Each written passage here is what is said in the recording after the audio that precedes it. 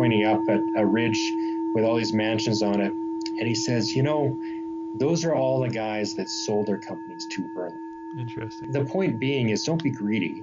If you've got a win or you've got an opportunity to make profits, don't be overly greedy.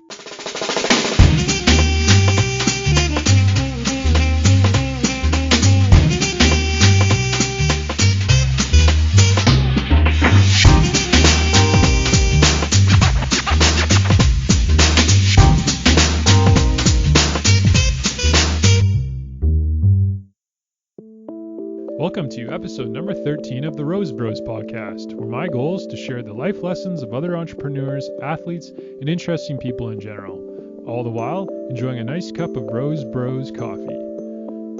This episode, we are joined by Craig Borgland, CEO and Chairman of Eagle Pass Heliskiing and Highrock Resources. Craig graduated from the University of Calgary with a degree in applied energy economics, and from there has created and sold numerous oil and gas companies including Market Energy, Landex Petroleum, Highrock Energy, and Highrock Resources, which currently produces around 2,000 barrels a day of oil and gas. He is also the current chairman of the Fresh Start Recovery Center and a director of Triland Energy. A few of Craig's previous board positions include being a director for Shelter Bay Energy, purchased by Crescent Point in 2010 for about $1.1 billion, Catapult Environmental, Canadian Energy Insurance Reciprocal, and Totem Drilling. Expanding on his business interest in 2011, he also became co-owner of Eagle Pass Heliskiing, located just outside of Revelstoke, British Columbia. Since then, he has led Eagle Pass's growth into one of Canada's premium heliskiing operations with thousands of guests every year.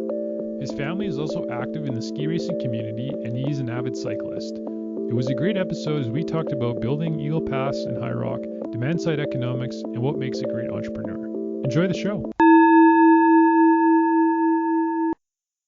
Craig, welcome to the Rose Bros podcast. Thanks for sitting down. I really appreciate you taking the time. Awesome, Trevor. Thank you. Thanks for having me. I know you're a busy guy running two companies. There's not much time in the day. Can you explain for people listening, you are the CEO of Highrock Resources as well as Eagle Pass Heliskiing, what those two businesses are? So obviously Highrock Resources is an energy company. We founded that company in 2015 and have been going for about 5 years now. Basically what we do is explore for light oil in Southeast Saskatchewan. We have a small team, about 10 people, 2 technical guys that do technical work in trying to find it, and we have an engineer that drills it. And so it's kind of a collaborative effort to come up with drilling locations and explore for hydrocarbons in Southeast Saskatchewan. So we're about 1,500 to 1,700 barrels a day. That being said, we've shut in some production with the current price levels. And then Eagle Pass is a heliskiing operation in Revelstoke, BC, which is the fun, pretty cool. The fun part in this environment. And you are the CEO/president of both. Yeah, so I'm the president and CEO of Highrock. I've just given up my presidency. I'm still the CEO of Eagle Pass, but we've just hired a guy. His name is Ian Tom, and he was the previous executive director of Helicat Canada and Avalanche Canada as well. So quite well known in the heliskiing community, highly involved in that organization as well as Highrock. So cool. So I'm guessing when traffic gets bad, you can't borrow one of the Eagle Pass helicopters to get to work or anything like that. Yeah, I've proposed it, but it's quite a long flight and requires some clear skies. So you can't call in one of your helicopters for a bad day. I should look into that, shouldn't I? Yeah. Originally, you were an oil man, kind of grown up in the energy industry. How did you get into oil and gas and the energy world? Well, I don't want to say I was destined to be an oilman, but my dad is an oilman. My brother's an oilman. I'm an oilman. And I guess why I say oilman instead of a distinct title, so to speak, is because my dad kind of taught us you need to learn the industry itself. You're a businessman. You're a businessman, exactly. So, you're not just a land guy. You're not an accountant. You're not a geologist. You need to understand the entire business. So through his mentorship, really it started quite early. I would say I was 14 years old. I started splicing logs for his geologist. And so was working with his geologist and kind of got to know the business a little bit. Did some accounting work later in high school. And then my degree itself is in applied energy economics. So again, not specifically oil and gas. We had studied many different forms of energy, photovoltaics, biomass, wind. But one thing that program really dialed me in on is at that time, oil and gas was the most economic and had quite a bright future. That is a little different today, but back in 2000, I think I graduated in 1998. And at that time, it did have a bright future. That being said, when I got out of university, price had fallen to about $10 a barrel. So that was in 99. So it changed very quickly, almost overnight. So I feel like I've survived a few of these bumps in the road, and it's something that each time that goes along, you kind of learn from it. Went to University of Calgary and graduated with a degree in applied energy economics, and then started a job as an analyst, more of an oil and gas analyst specifically. And had within the first year of getting out of university, I had this amazing opportunity to work with one of my dad's investors. This gentleman wanted to invest directly into oil and gas properties, and my dad he would take on shareholders, but he wouldn't take on partners. So at the end of the day, my dad said, hey, give Craig a call. He'd be interested in working with you. And then after the fact, he gave me a call and said, hey, by the way, I told this guy to call you. And I really didn't know what that job would entail. But being young and naive, I jumped on the opportunity to basically get into business with this individual. And we structured a deal where he would pay my G&A. So, at the time, I think the G&A was $24,000 a year. So I wasn't getting rich by any means, but my costs were covered. What we would do is we would partner on land. So basically a land fund. So it would give me a carried interest on any land we bought, and we would build an inventory of prospects and basically pitch them to the oil and gas community to drill. We had some decent success, but it was kind of a one-by-one type of structure where you drill one well, you'd have some success, you'd sell it.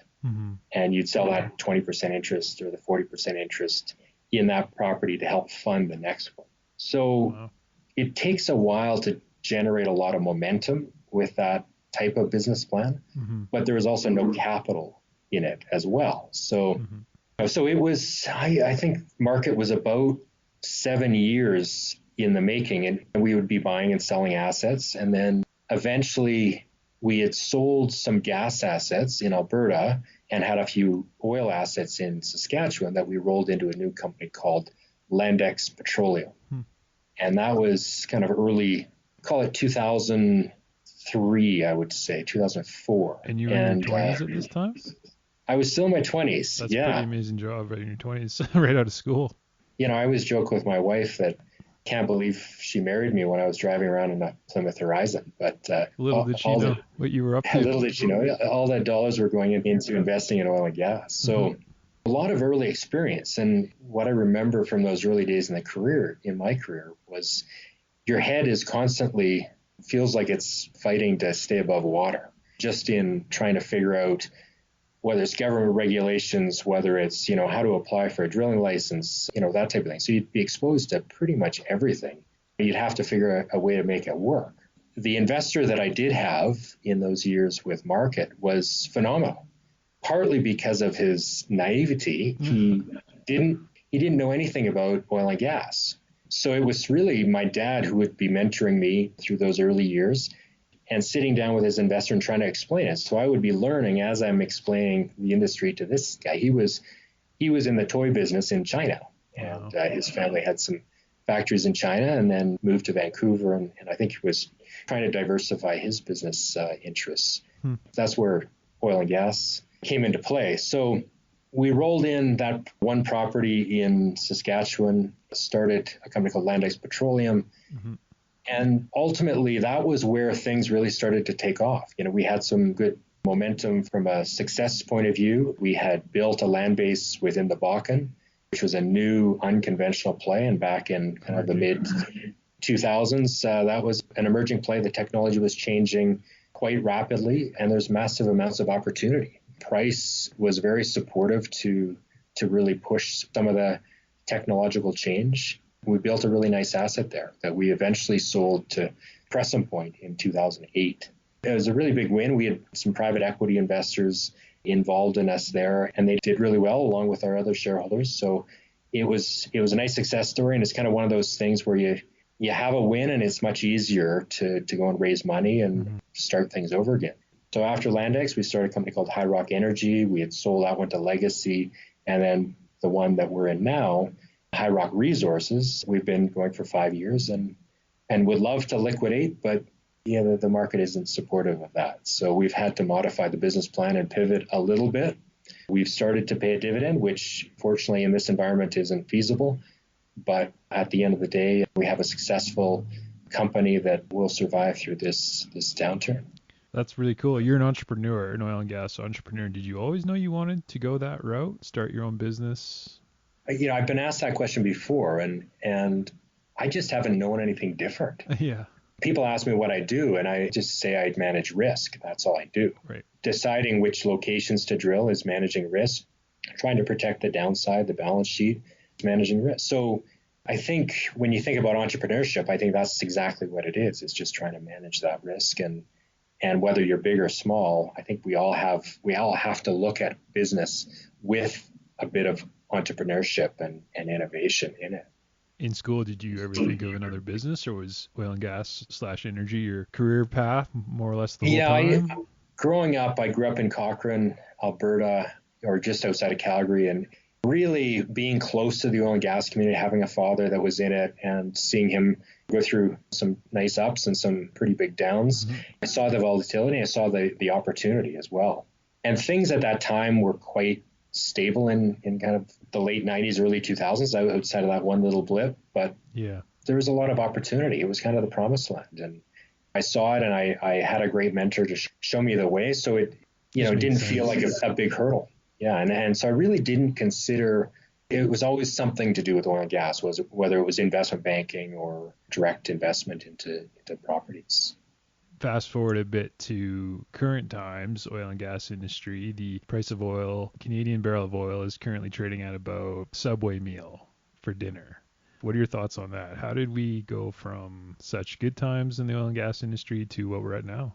Well, it's unprecedented for sure. And we've been through supply shocks before. At the end of the day, we really don't have control over price. Canada's a price taker. We're definitely a price taker. So there's so many different plays or things at play. I think the biggest one is the geopolitical between Saudi Arabia, Russia, and the U.S. And obviously, there's an organization, OPEC and OPEC Plus, including Russia, that try to be the swing producer, try to manage price at a level which satisfies most countries' requirements, fiscal requirements. So the interesting thing is the Saudis were not happy with the Russians when they decided not to cut, but the Russians saw it as an opportunity they saw weakness in the U.S. markets. Do you think that was timed? I think it was timed. And again, I don't know. That's purely speculation, but I think they saw a certain degree of weakness. And I don't think anyone expected COVID to be as big of a concern as it has been. So I think it looks like a massive overreaction now. But at the time, I truly think they saw a bit of weakness with the U.S. market, an opportunity for production in the U.S. markets to be naturally curtailed. So I think it was a planned maneuver. Whether it's going to be successful, we'll see. U.S. they have some options. The tariff option is definitely one of them. Simple terms, what Russia and Saudi Arabia are trying to do right now is lower the price of the product so that people in the States go bankrupt. And at the end of the day, Russia and Saudi Arabia can take more market share and end up selling more in, say, a year from now, 2 years from now? Yeah, I mean, I think what they're trying to do is rid themselves of some of the high-cost producers. And the shale industry in the U.S. is generally I think they've become more efficient, but are high-cost producers. And when I say they were opportunistic, our last downturn in 2014, The shale production has actually grown substantially from that period of time, not based on equity markets, but based on debt markets. Right. So really the way they financed a lot of their activity and a lot of the growth in the shale basins in the U.S. has been through debt. So naturally, if you're taking on more debt, you're going to be a weaker entity, especially when volatility comes into place. So I think Russia saw that opportunity and trying to naturally curtail price in the U.S. or let the markets do it. Is Russia's cost to produce their oil and gas that much lower? I think they have high quality reservoirs like Saudi. I don't think they have quite as low of an operating cost structure as the Saudis, but it definitely is low cost production. And I've heard, you hear so many different break-even numbers, and I think a lot of people forget about replacement costs of barrels. And I think that's at Highrock, that's one of the most important things we look at is if we're going to produce a barrel, how much does it cost to replace it? And if it's an expensive barrel to replace, you need a much higher price to do that. And I think with the U.S. shale business, the cost to replace those barrels is quite a bit higher than it is in Russia and Saudi Arabia. So at Highrock Resources, you're pretty fortunate to have a fairly low-cost inventory of oil and gas then? Our true operating costs, so if you look at it from just a corner store type business, like our cost to keep the lights on is quite low. What is a little more expensive in Southeast Saskatchewan is the cost to replace those barrels. So our finding costs are a little bit more expensive, but generally our op costs are $10 or below.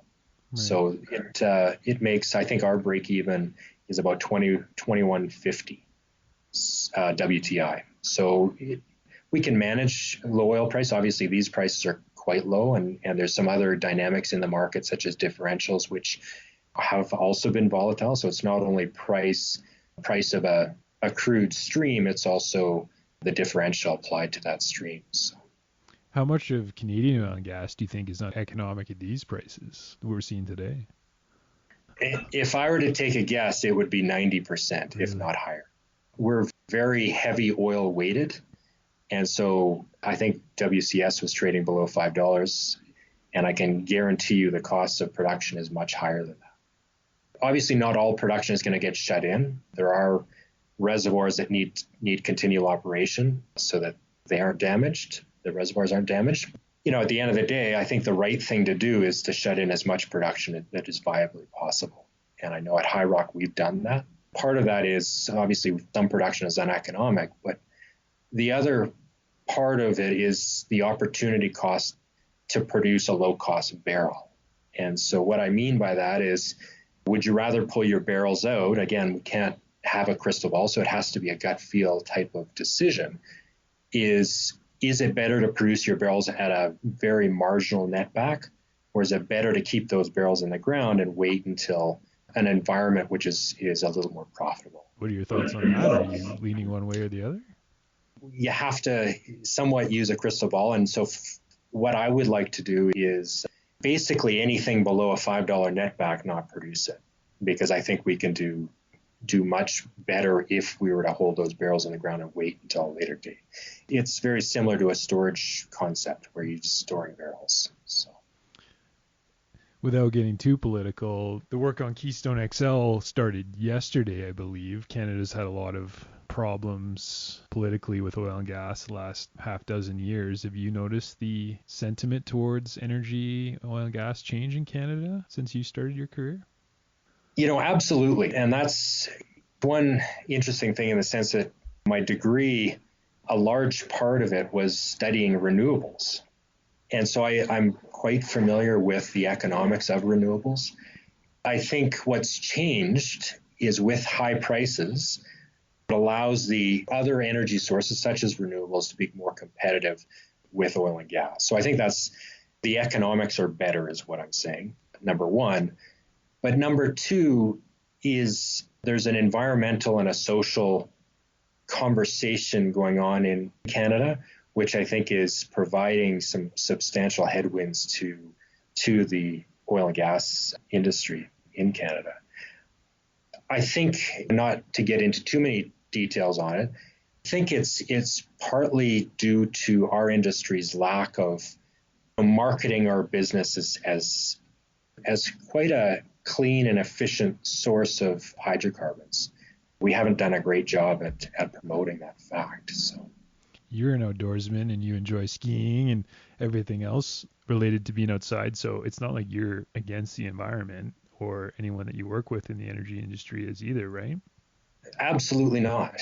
No. That's the common misconception. The way I look at it is the demand for oil is very inelastic. In a sense, large change in price won't really change your behavior all that much. Price goes up substantially. You're still going to have to get to work. You're still going to have to heat your home. So there are other inelastic goods that we compare oil and gas to, or that a lot of people do, and such as smoking. And where I see the difference between, say, smoking, which again is a very inelastic good, to oil and gas, is that we would not survive without oil and gas.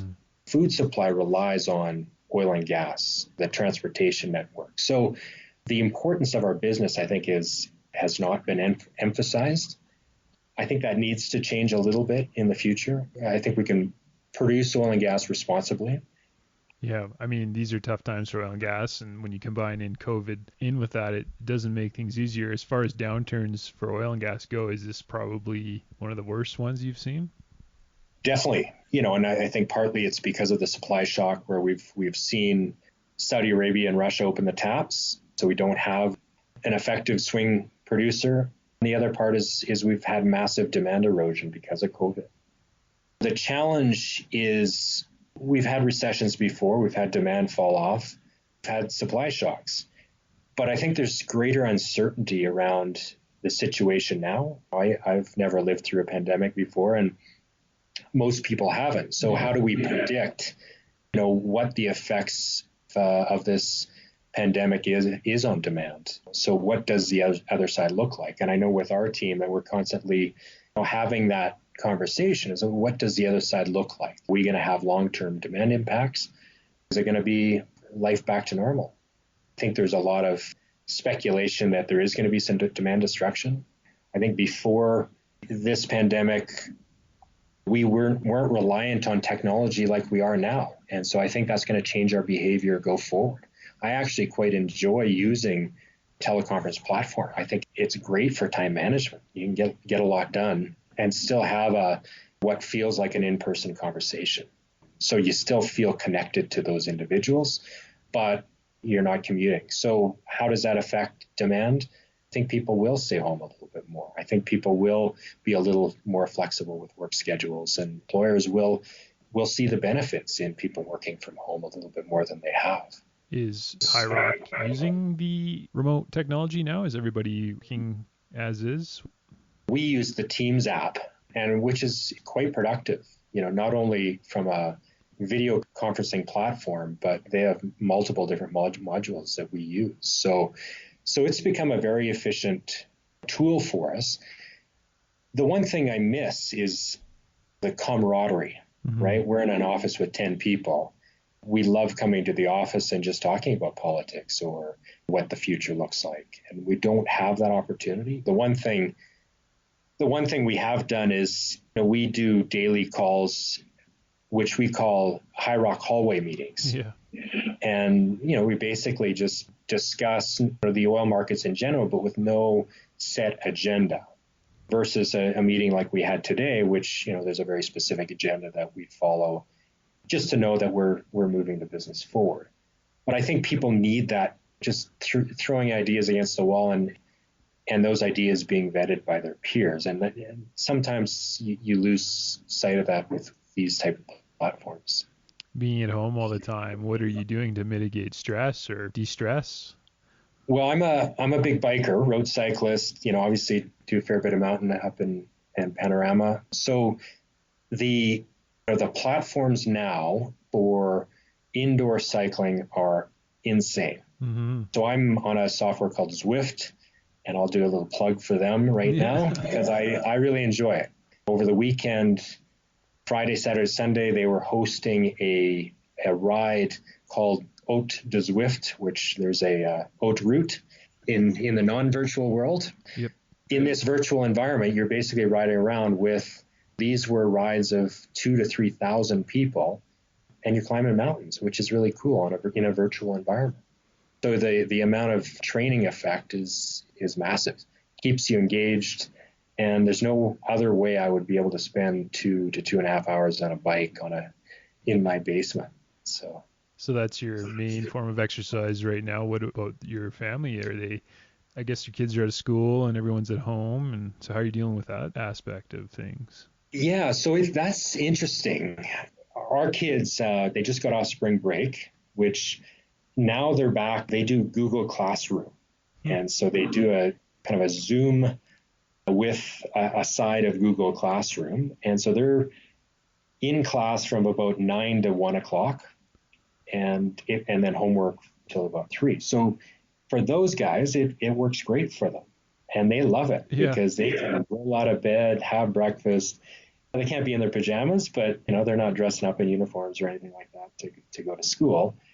And then they're used to all the technology. So they're FaceTiming their friends. And so they're great. They love it. My wife, stay-at-home mom.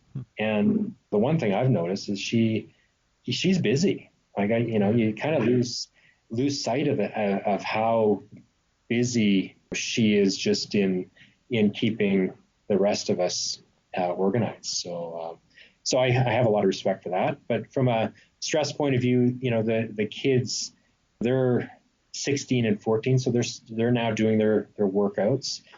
They're bugging me for a Peloton bike, so nice. I'm trying to push them to Zwift, but they said, Dad, that's cycle specific, and Peloton is multiple platforms. So they're pushing me for that, but they're really getting into it. And I think ski racing has given them a really nice platform to really understand the importance of being in good shape and being strong. And I think there's some really good role models in the sport of skiing that have helped them see their bodies not as, I have 2 daughters, so see their bodies as from a point of view of strength and not beauty, if that makes sense. Obviously they want to be beautiful. They're girly girls, but they also look at Lindsey Vonn, who she's doing deadlifts and squats and was a strong woman, and they really respect that. And so it's not about being the skinny supermodel.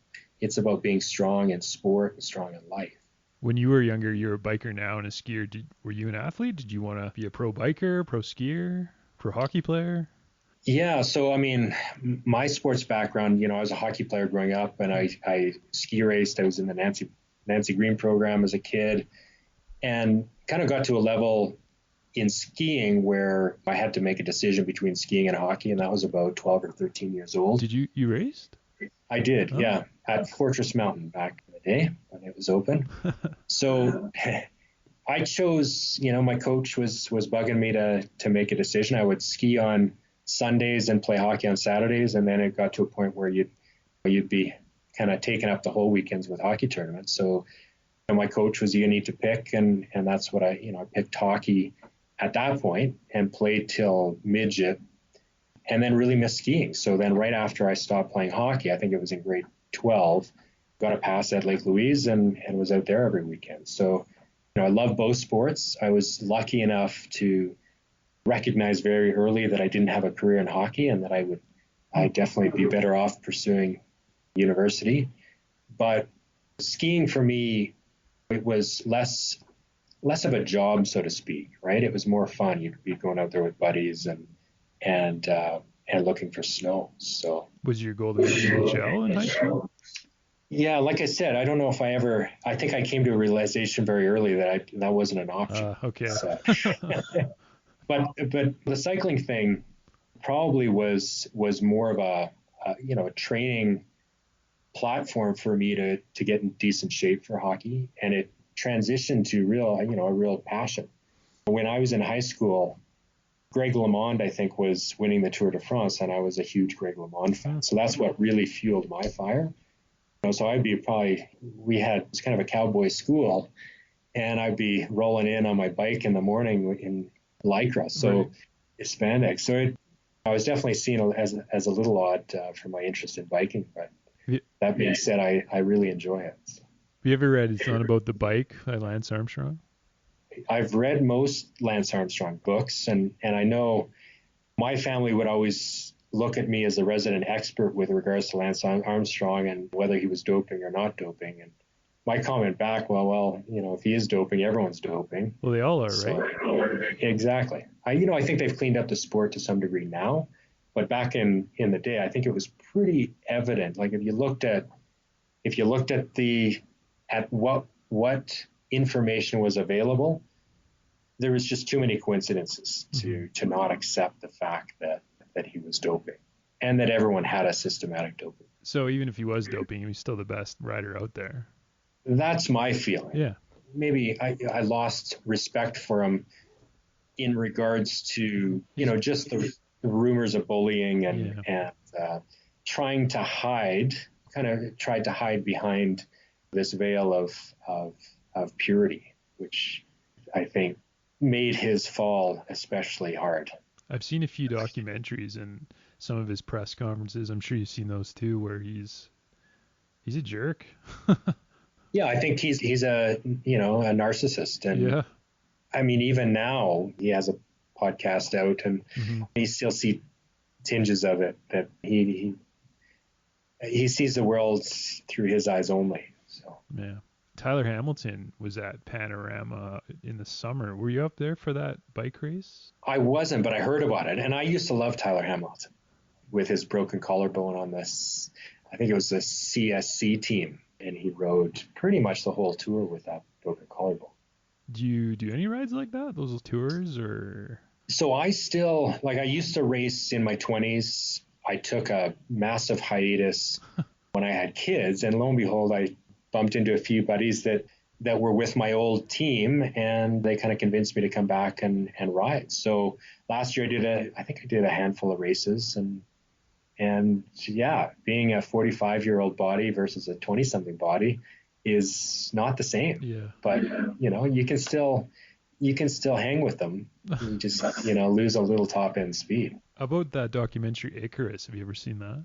I have. Yeah. No, great documentary. So do you think that is a pretty accurate depiction of what went on? And I definitely think Russia systematically doped their athletes. I don't think there's a question about that. I thought the documentary was very effective at explaining how it was done. Now, have they made some pretty big assumptions? Yes, but I think there's obviously an educational value to that documentary, but it's also entertaining. Like I did find it quite entertaining how someone could just make a decision to dope themselves to figure out what the effects would be, using themselves as a science experiment. It kind of reminds me, I mean, this is a bit of a tangent, but there's a movie called Contagion, which is one of the top lists on Netflix right now for obvious reasons. Ultimately, they're testing a vaccine on themselves to see if it's going to work. So hopefully we don't have to come to that. Yeah. But reminded me of Icarus a little bit, as using yourself as a test subject. On a lighter note, you are also the CEO of Eagle Pass Heliskiing, which we touched on a little bit earlier. How did you get into that business? Was that something that just came along as you got older?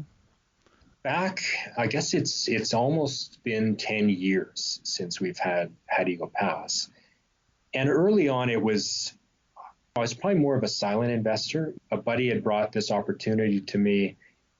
And I love skiing, love powder skiing, but definitely saw some significant risk to the business, more from a financial perspective. It just didn't sound like an outrageously good investment. That being said, I'm like, okay, well, let's take a flyer on this. It's a fun little hobby thing. And I think the first 5 years, we kind of struggled a little bit in the sense that we just didn't have the scale that I think you need in a business like that. And so we did some restructuring, and I put some more money in. We basically took it from about 400 skier days to where we are now, which is about 4,000. And that tangent was about 4 or 5 years in. And I think the biggest reason that tangent happened was, there was some momentum, but you need to be able to market yourself properly in that space. And part of that is to have the physical assets. We didn't have a lodge at the time. So building a lodge, I think, was key to be able to market around. And then just that word of mouth, that opportunity for people to come and ski it, and that requires volume. So you can't have a small operation just doesn't spread very quickly. So we kind of had that critical mass about year 5, and that's where the business really started to take off. We're now, like I said, 4,000 skier days. We fly 4 helicopters.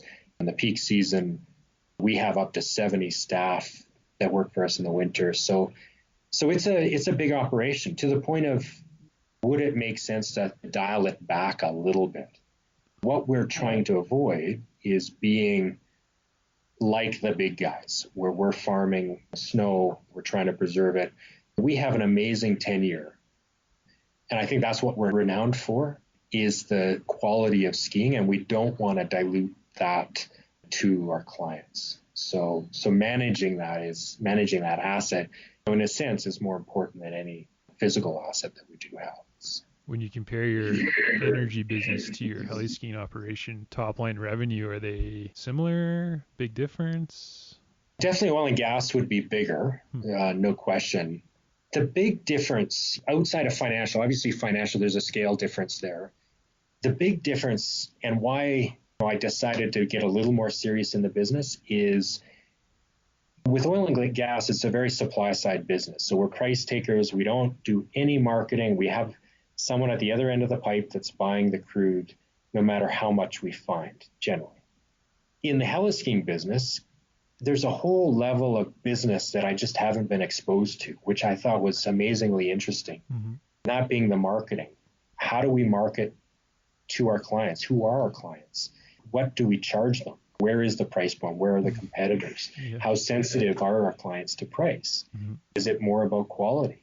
There's just a whole other side to business that I discovered and became very interesting. So it kind of reinvigorated my interest in business, just having Eagle Pass and working on the demand side of the equation. Do you have a margin per skier? How do you measure on a unit basis? We definitely look at things from a profit per seat is the way we look at it. The other part is, call it some optimization we did through the business, which is trying to figure out load factors. So very similar to an airline, as to when we fly and when we don't fly. We haven't got into specifics as to discretionary pricing and that type of thing, depending on how full the helicopter is. But at the end of the day, there's a utilization ratio that we like to be at to be able to fly. Really, that's what makes the business go round, is you can't fly. We fly A-Star helicopters, which generally 4 guests, a guide, and a pilot in those helicopters. We fly 3 groups of 4. So that's a total of 12 people allocated to one helicopter. And where the economics get marginal are when you're flying that 7. You're in kind of that 7. 8 is fine. You can fly with 2 groups, but that's 7. Or if you're at 9 to 10, it's really difficult to make the business go round. Just really relies on flight hours and how many seats are sharing those hours. When you originally invested in Eagle Pass, did you think to yourself, this is a great business, or was it kind of a passion project, or has it grown into a great business? Well, I always kind of called it a hobby business. It's kind of my passion project, hobby business. But the problem is when it's a hobby business, you lose a bit of business discipline. And I think that's one area that I know from a Highrock standpoint, or even an Eagle Pass, we've tried to dial the discipline up so that we minimize the loss, in a sense, or the downtime heliskiing, or that could be a wastage in the oil and gas industry. So for us, running it as a hobby business just didn't work, because you kind of take advantage of the systems, right? It becomes more about you going skiing than your clients going skiing. And it's tough to, but I think that the idea is you want this business to be sustainable over the long term. And for it to be sustainable, it has to be financially sustainable. And I think we're now at a point where it's definitely financially sustainable. It's now hard for me to get a seat on the helicopter. Wow. So maybe we need to be less disciplined. I don't know. Because it still is a fun business to sample the product. So. Absolutely. When you're having a bad day in Calgary, do you ever think to yourself, I'll just head out to my heli-skiing business from the weekend and blow off some steam? Yes and no. I mean, My wife is from Kelowna, so I always say, well, maybe we should just move to Kelowna, Yeah. a little closer to Revelstoke, and be able to enjoy the lake in the summer and the powder in the winter.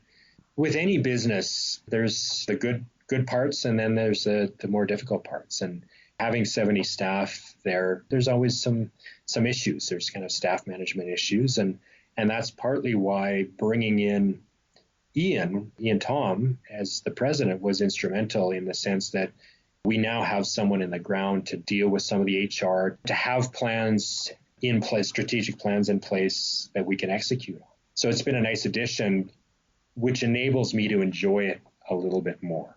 So now I'm thinking I'm transitioning to what you're talking about, which is let's go out there and ski. Right. And enjoy it. At least keep your decisions a little more high level.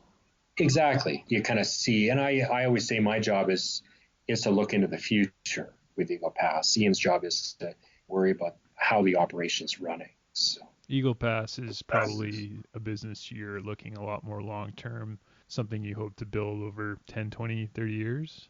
No, absolutely. Our goal is not to be the biggest heliskiing operator in BC or globally, but to be one of the best, to have highest of quality, both in skiing and some of the other amenities that we're providing to the guests. So that's our goal. We always talk in the office that we sell cool. So we want to, we want to provide that coolness to our clients. I've noticed that in Rose Bros coffee. It's so different than the oil and gas industry. Coffee is a commodity, so there's a lot of marketing, and that's a huge part of it. I would imagine similar with Eagle Pass, totally different than Highrock in that sense. Exactly. And that's the fun part, is trying to reach who you're trying to reach. And there's so many interesting platforms. And again, I'm a complete rookie at marketing and Google Analytics and that type of thing. But it's an interesting space, and a space that's rapidly developing. So you need to be on top of it. The days of print media, I'm not saying are ending. People like to feel something in their hands, but I think that digital marketing is the future. Mm-hmm. So we need to be on top of it and be able to custom to our clientele. For tenure, it's set now, but can you go get more heliskiing tenure if you want to, or how does that work? We're probably one of the last tenures issued. There's always discussions within HeliCat Canada about larger operators not using all of their tenure, and there being an opportunity in the future to see some of that come back to the market. What we like is, and this is where maybe the commonalities between oil and gas and the heliskiing align, key to tenure or land rights is that they're very stable, that the rules don't change, that everyone knows the rules. Specifically in Alberta, with regards to oil and gas, those rules changed. I think Redford did a royalty review, and that shook the market. Investors lost confidence in oil and gas because of that review. And the same thing, if the government starts reviewing some of the tenure policies and changing them, it might create opportunities for smaller guys to pick up more tenure, but there could be additional risks in losing our own tenure. I want to see a very clear and stable policy from government of BC's. It's fairly stable. You can't just go out and buy an extra few hundred hectares of heliskiing terrain. No, absolutely not. Yeah, so the available terrain now is very limited. Yeah. There are a few operators that are for sale or have been for sale. At the end of the day, I would say the prime tenure has been taken. So it's just certain operators, the ownership might change hands.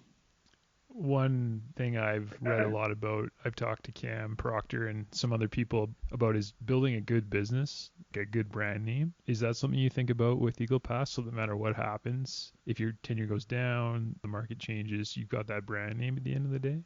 I think that would require a bit of diversification. Having less concentration risk, I think, is one thing that we look at. And if you do lose tenure here, you have some over here. So I think obviously brand is important, because that's transferable. A few years ago, we were looking at tenure up in Alaska. Huh. And so I think our brand, not only from a selling coolness point of view, but also we have a very extensive safety program. And to know that pushing our clients, but we're pushing them in the safest environment possible.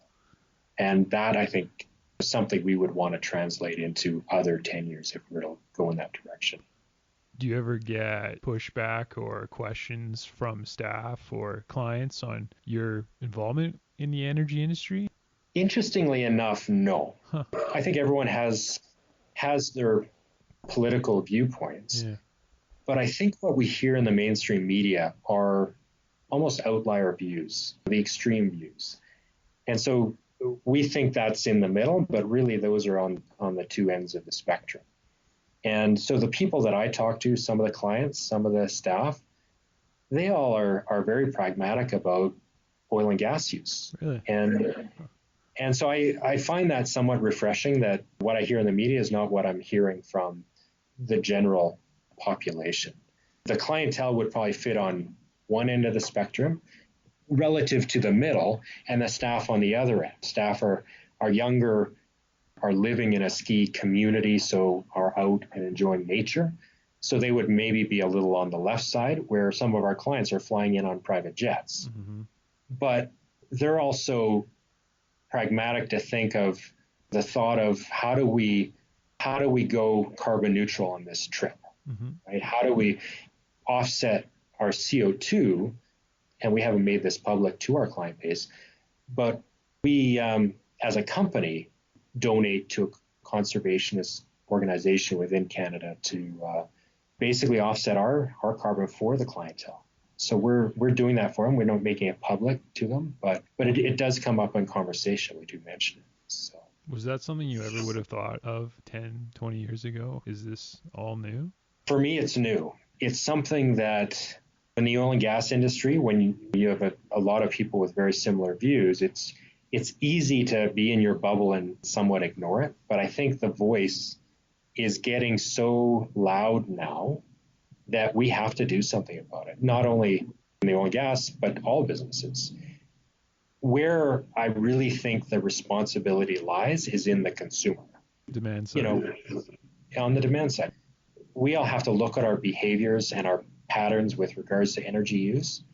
And I think that's where it starts, is you can't complain about the oil and gas community or other communities that are very energy intensive without looking at your own behavior. And I think people lose sight of that. And I look at it, not against the carbon tax from a consumption standpoint. The more I drive, the more I pay in carbon tax. I've yet to understand Trudeau's system. Again, I don't want to get political. Yeah. So he's trying to put money back in our pockets, and I really haven't seen how effective that's been. You think the solution lies more on the demand side rather than supply?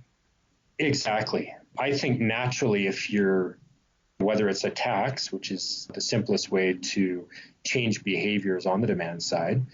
So they say.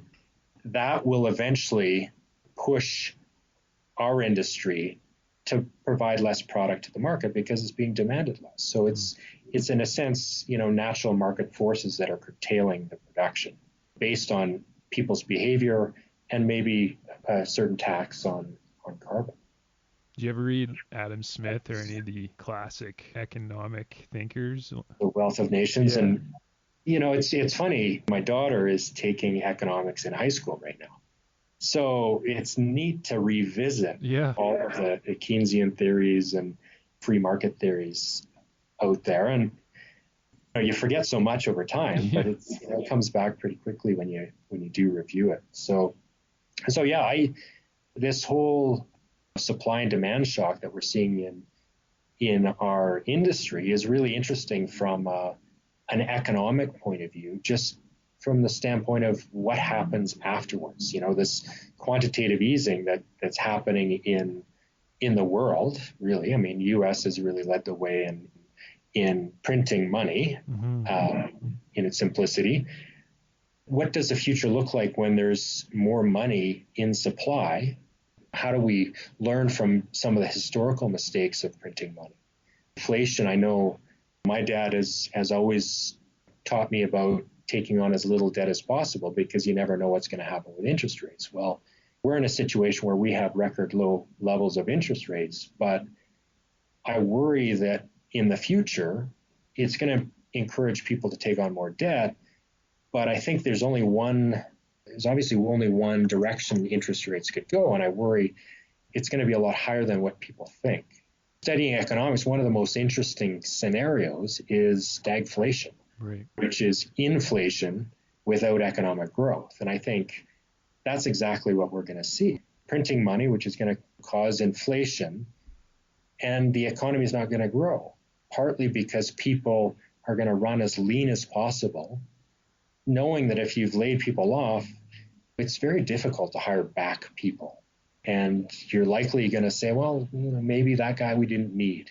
Our bottom line has been affected by this crisis, so let's make sure our fixed costs are as low as possible. Mm-hmm. And so that's going to really affect, obviously, the labor market. It's going to affect economic growth, and general productivity is going to decline. So it's going to be a really difficult environment to get ourselves out of without a change in productivity, really, is the only way out, or extremely high interest rates. So there's nothing wrong with a bit of safety net here and there, but do you think that large handouts is going to lead to that lower productivity and stagflation that we're talking about? I mean, when you have a government handout coming down the pipe, do you think that lowers motivation? To be honest, I think in this situation, no. I think there's a level of desperation that it is required. Right. When you shut the economy down and people don't have, whether it's because they don't have jobs, or whether, I know in Highrock, in this environment, we've rolled our salaries back. People are making less money, but generally their expenses haven't changed. So I think it's required in this environment, and I think it's a very prudent move by both Trudeau and other countries, such as U.S. Grease the change, keep the bike going, sort of thing. I agree, and what I worry about is when you print money and you put money into people's pockets, at the end of the day, you make assumptions as to what they're going to do with it. And I think people, after a pandemic like this, are going to become very risk adverse.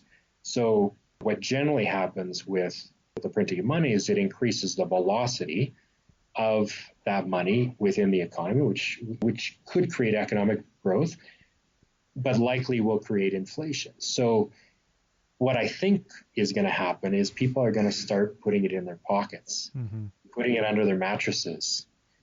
They'll think, geez, I know they were recommending me to keep 3 months of safety net in my bank account, and I didn't do that. Well, I'm going to do that now. So it's like building a strategic petroleum reserve. People are going to have their emergency funds that they're going to start building over time, and I think that's taking money out, which is not the point of what the governments are trying to do. Did you see the tweets from Dr. Michael Burry yesterday, the guy who called the economic collapse in 2008, the Big Short guy? I don't recall his name, but I watched the movie. So apparently he's questioning the entire lockdown or the shutdown of the U.S. North American economy and predicting a collapse, essentially. His views aren't too positive on the whole economy. Well, it's a very interesting debate. Is what is more important, social welfare or economic welfare? Mm-hmm. And I think there's going to be, there's trade-offs, right? We're keeping our population base hopefully as safe as possible, but at the expense of our economic well-being. And it's an interesting debate, and I'm not sure where I fall on it. I know there's going to be some long-term ramifications of shutting down an economy for 2 to 3 months, if not longer. Well, his opinion is that you should have just protected the elderly, the seniors, and everyone else, in layman's terms, should just wash their hands and keep going, from what I understand. And I think the UK specifically started with that suggestion or philosophy and quickly changed, to a more self-isolation strategy. Do you think that was a populist reaction? I think it makes sense from a business person. I think if you talk to the health professional, I think it doesn't make sense. So at the end of the day, I would probably put a human life over economic well-being, right? As long as we're providing the necessities. And I think if the government can backstop the basic necessities of life, we're probably better off protecting our social and health well-being than our economic, if I were to pick a side, I guess, on the debate. So it is interesting. And I look at the general markets, whether you're looking at S&P or specific stocks, and I don't think the markets are discounting the ramifications of some of the decisions we've had to make in this pandemic. So we'll see if things are going to just recover and go back to normal, or if there's going to be some long-term negative effects. I've read somewhere along the way that the way Warren Buffett describes a high-quality business is like the best dentist in town. No matter what happens, he can charge pretty much whatever he wants, and he'll ride out the economic uncertainty. So maybe good businesses are just going to keep going? I think to be a good business, you have to have flexibility. I think that flexibility provides you opportunities in these downtimes, whether cash in the bank or the opportunity to defer or manipulate your cost structure.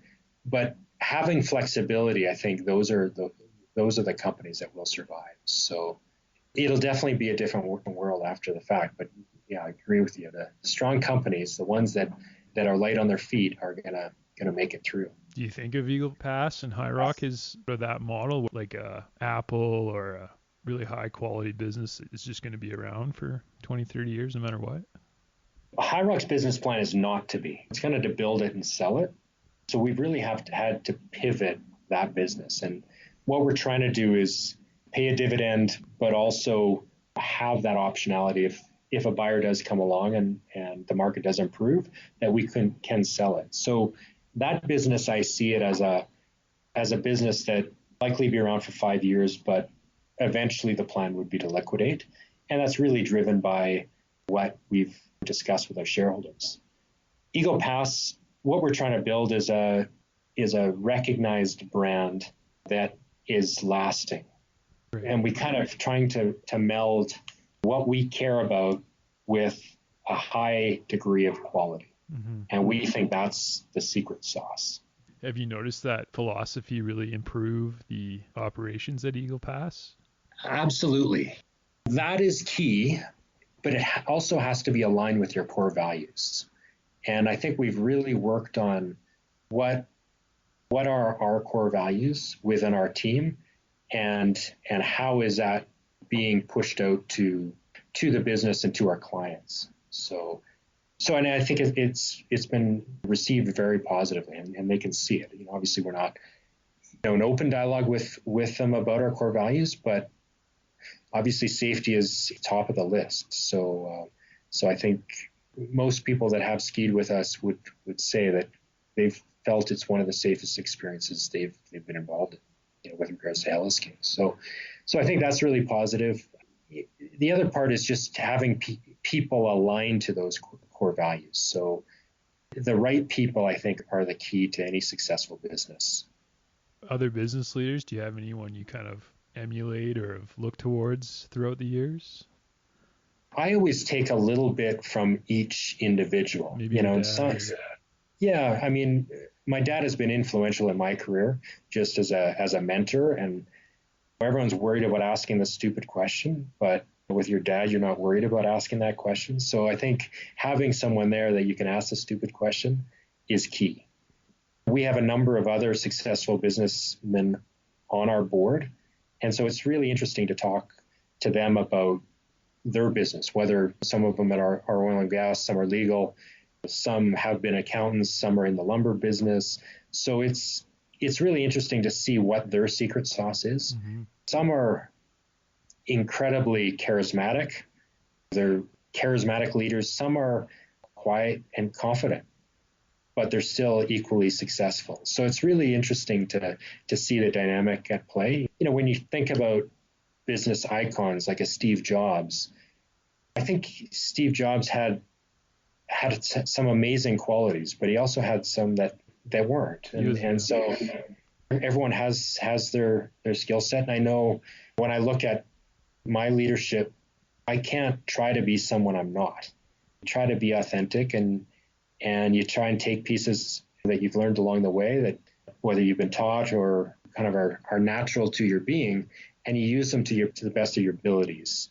The other thing that it sounds self-limiting, but is to know what your limitations are, right? And that's, I think, where people, they want to build a team, but they build a team with all these like-minded people. And sometimes that's not the best team. You kind of want to have a well-rounded group with varying degrees of skill sets and strengths. And so knowing that, okay, I'm limited in this space, I need someone to fill that space within the team, I think is critical. How did you learn all this? Was it through trial and error, just running businesses through the years? Because everyone talks about these things, but when you're actually doing it, how do you learn? I think there's a level, it becomes very simple when you're only dealing with 10 people, right? So it's not, and obviously Ego Pass is a little different with 70 people, but I think you have the ability to test certain things over a number of companies as to what worked, what didn't work, what type of personalities fit certain roles. I think geologists they're amazing individuals in the sense that they have this ability to see in their mind's eye what's under the ground, 2 miles under the ground, where a discovery could be made. So it takes a certain personality to deal with the level of risk and the money that's being spent on these ideas, but B, just to be able to see it and to make that call. So I really respect them, and I think it requires a different individual than very analytical. I mean, I guess you could be a geologist in many different facets, but it's probably the more creative side to our business. More of an art form than anything. Absolutely. And what I've seen through my career is some guys are oil finders and some guys are not oil finders. It's nothing, that you can put your finger on. It's just some guys just know how to sniff it out, and some can't. Well, I think that's a pretty good place to leave it. I won't take too much more of your time to wrap things up here. To give advice to someone getting going in their career, looking back on things the last 10, 20 years, is there any big piece of advice you would give to someone starting their own business or wanting to be an entrepreneur? Staying light on your feet and flexible, I think, is the best business. Never become over leveraged, never use debt. Any business uses debt, but it shouldn't be your primary form of financing, in my opinion. You shouldn't be reliant on it. And your business shouldn't be binary from the standpoint your business succeeds or failures based on your relationship with your banker. So that's definitely one of them. The one thing that my dad has always taught me, and he uses this phrase, and he's pointing up at a ridge with all these mansions on it, and he says, those are all the guys that sold their companies too early. Interesting. The point being is, don't be greedy. If you've got a win or you've got an opportunity to make profits, don't be overly greedy, because in our business, we've seen a lot of people that could be a day too long. And because you're a price taker, it's now out of your control. Yeah. And, there's a massive amount of erosion that's happened in the value of your company. Well, I think what's interesting, we won't go too much longer, is that even in Calgary, Canadian Oil and Gas, some of the biggest oil companies that existed when I graduated from university are almost penny stocks now. It is insane to think about the value destruction that's happened it's really been since 2014 that really haven't. And just to end on an analogy, and partly an analogy that I've used with our team, is see a business like surfing, right? Where you get out on the break, try to paddle in, you might miss a couple waves, then you get a wave, you ride it in, and then you fall. Yeah. And ultimately you get in the washing machine and you pop back up and you start swimming back out. Well, the analogy in our business is in 2014, some people haven't gotten their head above water yet. And so the next wave is ready to crash on top of them. And so there won't be a lot of people surviving. From our standpoint, we've had the flexibility that we've popped up quick. We're swimming out to the next wave. We're going to duck under this one so we can catch the next one is our attitude. Well, I think that's a great place to leave it. Thanks, Craig. I really appreciate you taking the time. Thanks for having me on, Trevor. We'll end it there. Awesome. Hey everyone, thanks for listening. Hope you enjoyed the show. If you liked what you heard, head over to rosebros.ca where we will have upcoming episodes. You can also find our coffee and chocolate there, where we plant one tree for every bag or bar sold through our partnership with One Tree Planted, a non-for-profit organization focused on global reforestation. Otherwise, until next time, happy coffee drinking.